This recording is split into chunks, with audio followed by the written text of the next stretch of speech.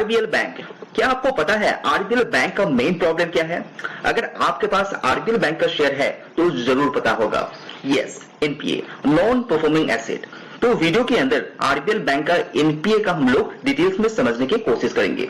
क्या सुधार आया है या क्या आने वाला है? शायद आपको पता होगा, कोई भी बैंक के लिए एनपीए का पैरामीटर सबसे ज्यादा इंपॉर्टेंट होता है। जितना एनपीए उतना ही प्रेशर, और जितना कम एनपीए उतना ही अच्छा बैंक के लिए होता है। तो वीडियो के अंदर हम लोग आरबीएल बैंक का asset quality, non performing asset, slippages and as well as provision के बारे में जानने की कोशिश करेंगे। तो आरबीएल बैंक का लेटेस्ट क्वार्टर के अनुसार सबसे पहले बैंक के ऊपर ग्रॉस एनपीए को देखते हैं। तो लेटेस्ट क्वार्टर आप राइट साइड में देख पा रहे हैं और यहाँ पे क्वार्टर टू क्वार्टर यहाँ पे दिया गया है। तो जैसे कि आप देख पा रहे हैं कि ग्रॉस एनपीए कंपनी का इस बार रहा है 3.80% और लास्ट ईयर सितंबर क्वार्टर में कितना था? वो था 5.40%। तो यानी कि जो ग्रॉस एनपीए है उसके अंदर आपको एक गिरावट दिखाई दे रहा है। उसके बाद नेट एनपीए की बात करते हैं। अगर नेट एनपीए को परसेंटेज वाइज देखते हैं तो लास्ट ईयर सितंबर क्वार्टर में कंपनी के ऊपर था 2.14%, वो गिर के कितना आ गया है? 1.26%। तो ये अच्छी बात है, year on year basis net NPA as well as gross NPA के अंदर आपको गिरावट दिखाई दे रहा है। इसको आप क्वार्टर टू क्वार्टर कंपेयर करते हैं तो यहाँ पे ग्रॉस एनपीए के अंदर तो सुधार है, लेकिन नेट एनपीए के अंदर थोड़ा सा बढ़ोतरी आपको देखने को मिल रहा है। अगर आप इसको अमाउंट के हिसाब से देखेंगे तो यहाँ पे देख पा रहे हैं कितना अमाउंट के हिसाब से यहाँ पे भी दिया गया है। नेट एनपीए के अमाउंट देखिए, जहां पे लास्ट ईयर था 1200 करोड़, वो यहाँ पे कम होके आ गया है 790 करोड़ के आसपास। अभी इसको ब्रेक थ्रू करके देखते हैं किस तरह से ही है। तो लेटेस्ट क्वार्टर के अनुसार जो ओपनिंग एनपीएस था यानी कि ग्रॉस एनपीएस था वो था 2537 करोड़। कितना ऐड हुआ है? 812 करोड़ नया ऐड क्वार्टर के अंदर ग्रॉस एनपीए के अंदर ऐड होते हुए आपको देखने को मिल रहा है। हालांकि आपको बता दूं, ये जो एनपीए का परसेंटेज दिखाई दे रहा है ये लोन बुक के अनुसार दिखाई दे रहा है। सपोज आप मान लीजिए 100 रुपया कंपनी यहाँ पे लोन बांटा है, उसमें से 3.80 जो रुपीज है वो एनपीए के अंदर आ गया है, यानी कि जो पैसा आने के चांसेस कंपनी के ऊपर थोड़ा सा कम दिखाई दे रहा है। यानी कि ये 3 बार फॉल्ट होने के बाद ग्रॉस एनपीए के अंदर दिखाई जाता है। उसके बाद कुछ रिकवरी होता है और कुछ रिकवरी नहीं होता है। जो रिकवरी नहीं हो पाता है वो नेट एनपीए के अंदर यहाँ पे शामिल किया जाता है। ओके, तो ओपनिंग बैलेंस के बाद 812 करोड़ का कंपनी का नया ऐड हुआ है। उसके बाद अपग्रेड किया गया है कितना? 149 करोड़। कंपनी रिकवरी कितना किया है? यानी कि आरबीएल बैंक इस क्वार्टर में 1064 करोड़ रिकवरी कर चुका है, जो ग्रॉस एनपीए के अंदर यहाँ पे शामिल किया गया है। उसके बाद कंपनी ने राइट ऑफ भी किया है, यानी कि कुछ पैसा जो कंपनी खुद से भुगतान करते हैं, जो कंपनी का वापस आने का चांसेस बहुत कम दिखाई देता है। तो वो अमाउंट देखेंगे तो वो है यहाँ पे 578 करोड़।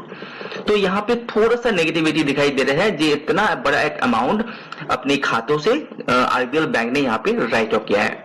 तो सारी ये सब चुका के जो बैंक के ऊपर ग्रॉस एनपीए है वो लेटेस्ट क्वार्टर के अनुसार 2457 करोड़ का है, जो परसेंटेज वाइज कितना है? 3.80%।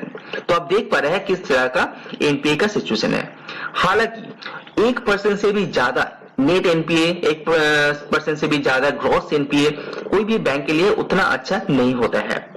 बाकी कोई भी बैंक उठा लीजिए जो टॉप प्लेयर के अंदर है, उतना एनपीए के अंदर दबाव आपको देखने को नहीं मिलेगा जिस तरह से आरबीएल बैंक के ऊपर दिखाई दे रहा है। इसी एनपीए के कारण बैंक का जो शेयर है उसका ऊपर आपको दबाव देखने को मिल रहा है बीते कुछ क्वार्टर के अंदर। हालांकि ये जो प्रोग्रेस है धीरे धीरे सुधार रहा है, इसीलिए बैंक का जो शेयर प्राइस है फिर से एक नया दौर चालू किया है, जहां पे कंपनी पिछले 5 महीनों में करीब करीब 90% का एक रैली कंपनी ने यहाँ पे दिखाया है। अगर स्लिपेजेस रेशियो की बात करें, यानी कि जो नया कर्जा कंपनी के ऐड हुआ है उसको परसेंटेज वाइज देखते हैं, वो यहाँ पे 1.35% का आ गया है। तो 100 रुपए बांटा है, उसमें से 1.35 रुपया फिर से यहाँ पे कंपनी के ऊपर जो नया ग्रॉस एनपीए है उसके अंदर ऐड हुआ है, यानी कि ये भी थोड़ा सा नेगेटिविटी दिखाई दे रहा है। हालांकि यहाँ पे ईयर ऑन ईयर बेसिस ये ठीक है, लेकिन ये क्वार्टर टू क्वार्टर बेसिस यहाँ पे फिर से एक प्रेशर क्रिएट कर रहा है। नेट स्लिपेजेस रेशियो 0.83% का है और रिस्ट्रक्चर करने के बाद ये 1.87% आपको देखने को मिल रहा है। तो उसी एनपीए को और भी थोड़ा डिटेल्स में समझने की कोशिश हम लोग करते हैं। दो हिस्से में यहाँ पे बांटा गया है, जैसे ग्रॉस एनपीए, नेट एनपीए। अगर आप ग्रॉस एनपीए को डिटेल्स में देखते हैं तो कंपनी यहाँ पे दो हिस्से में अपने लोन को बांटता है। एक होता है होलसेल एंड और एक होता है रिटेल। होलसेल यानी कि बड़े बड़े वहां पे जो लोन दिया जाता है वो होलसेल लोन दिया जाता है, वो होलसेल कैटेगरी में आता है, जहां पे एक चंक ऑफ अमाउंट लोन दिया जाता है बड़ी कंपनीज के लिए। और रिटेल यानी कि छोटे मोटे जो लोन आता है इस कैटेगरी के अंदर गिना जाता है। तो होलसेल आप देखेंगे तो यहाँ पे सितंबर क्वार्टर 2022 में यहाँ पे होलसेल में जो ग्रॉस एनपीए आया है वो है 1183 करोड़, जो क्वार्टर टू क्वार्टर बेसिस यहाँ पे बढ़ा है, एज वेल एज आपका ईयर ऑन ईयर बेसिस देखेंगे तो यहाँ पे भी बढ़ा है। इसका मतलब क्या है? इसका मतलब है कि आरबीएल बैंक जहाँ पे होलसेल में लोन बांटा है वहां पे बैंक के ऊपर अभी भी दबाव दिखाई दे रहे हैं। अगर आप रिटेल की बात करें तो यहाँ पे थोड़ा सा सुधार देखने को मिल रहा है और ज्यादातर बैंक रिटेल में शिफ्ट इसीलिए होता है कि ये जो लोन होता है ये थोड़ा सा सेफ माना जाता है। तो रिटेल की बात करें तो यहाँ पे आप देख पा रहे हैं कि यहाँ पे quarter to quarter basis company gross NPA थोड़ा सा यहाँ पे डिक्रीज हुआ है। बिजनेस लोन यानी कि जो बिजनेस के अंदर प्रॉब्लम है वो थोड़ा सा है, इसीलिए होलसेल के साथ साथ यहाँ पे रिटेल कैटेगरी के अंदर बिजनेस लोन के अंदर भी थोड़ा सा दबाव है। लेकिन जो माइक्रो बैंकिंग है, रिटेल एग्री है, यहाँ पे थोड़ा थोड़ा जगह पे कंपनी यहाँ पे सुधार लाया है। इसीलिए टोटल ये जो ग्रॉस एनपीए है उसके अंदर स्लाइटली ही सही लेकिन सुधार देखने को मिल रहा है। अगर आप नेट एनपीए को डिस्क्राइब करते हैं तो होलसेल के अंदर यहाँ पे फिर से कंपनी का नेट एनपीए बढ़ा है, यानी कि एक मोटा अमाउंट ऑफ पैसा बैंक को नहीं मिला है एक्चुअली बिजनेस सेगमेंट के अंदर, स्पेशली होलसेल में। अगर आप रिटेल की बात करें तो यहाँ पे एनपीए थोड़ा सा स्लाइटली यहाँ पे भी इंक्रीज हुआ है, जैसे कि आप देख पा रहे हैं। बिजनेस लोन के अंदर थोड़ा सा कम, क्रेडिट कार्ड अंदर ठीक ठाक, लेकिन माइक्रो बैंकिंग के अंदर जो नेट एनपीए है वो थोड़ा सा यहाँ पे बढ़ गया है। तो ओवरऑल आप देख पा रहे हैं कि 790 करोड़ के आसपास आरबीएल बैंक का यहाँ पे नेट एनपीए है, 2457 करोड़ कंपनी का ग्रॉस एनपीए दिखाई दे रहे हैं। Subscribe now and press the bell icon. तो बैंक के अंदर जो नेट स्लिपेजेस है उसकी बात करें तो होलसेल के अंदर नेट स्लिपेजेस करीब करीब 96 करोड़ का आया है। क्रेडिट कार्ड के अंदर ये थोड़ा सा बढ़ के आया है जो 194 करोड़ का है, और टोटल मिला के नेट जो स्लिपेजेस बैंक के ऊपर दिखाई दे रहा है कि यानी कि जो नया एनपीएस की बात कर रहे हैं वो है 498 करोड़ के आसपास। अगर आप प्रोविजन की बात करें यानी कि जो पैसा बैंक साइड में निकाल के रखते हैं आगे आने वाले एनपीएस को कंट्रोल करने के लिए, उसकी बात करें तो यहाँ पे थोड़ा सा सुधार बैंक के अंदर देखने को मिल रहा है। क्वार्टर टू क्वार्टर बेसिस भी कम किया है, even year on year basis भी ये कम किया है। यानी कि आप ये मान के चल सकते हैं कि आगे आने वाले क्वार्टर के अंदर उतना एनपीए के अंदर बढ़ोतरी आपको देखने को नहीं मिल रहा है। इसीलिए बैंक यहाँ पे प्रोविजन यहाँ पे बहुत ही अच्छी तरह से कंट्रोल में रखा है। आरबीएल बैंक का एसेट क्वालिटी पिछले कई साल उठा के देखते हैं कि ये बहुत ही अंडर कंट्रोल था।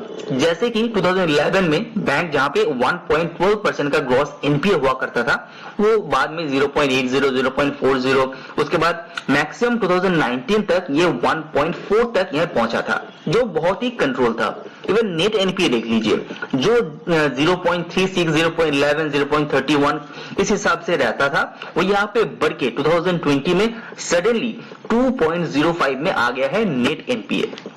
और ग्रॉस एसेट क्वालिटी की बात करें वो है 3.62, वो फिर से बढ़ गया था, 4.34 में आ गया।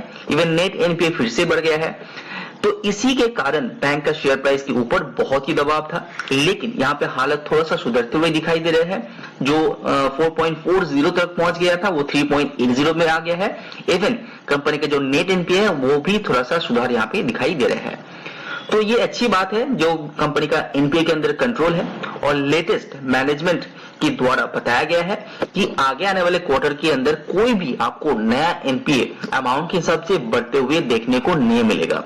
तो अमाउंट के हिसाब से नहीं बढ़ेगा तो यहाँ पे परसेंटेज वाइज भी आपको बढ़ते हुए नहीं दिखाई देगा। हालांकि मैनेजमेंट का ये भी कहना है कि 20% ग्रोथ आप एक्सपेक्ट कर सकते हैं आरबीएल बैंक के द्वारा। तो ये कुछ पॉजिटिव कमेंट्री है, इसीलिए बैंक का शेयर प्राइस के अंदर 90% का एक रैली दिखाया है पिछले 5-6 महीने के अंदर। तो निवेश करने से पहले अच्छी तरह से रिसर्च कीजिए, अगर आपको सुइटेबल लगता है तो लॉन्ग टर्म के लिए आप निवेश कीजिए। तो वीडियो पसंद आए तो लाइक जरूर कीजिए। आज वीडियो में इतना ही, सी यू ऑन नेक्स्ट वीडियो।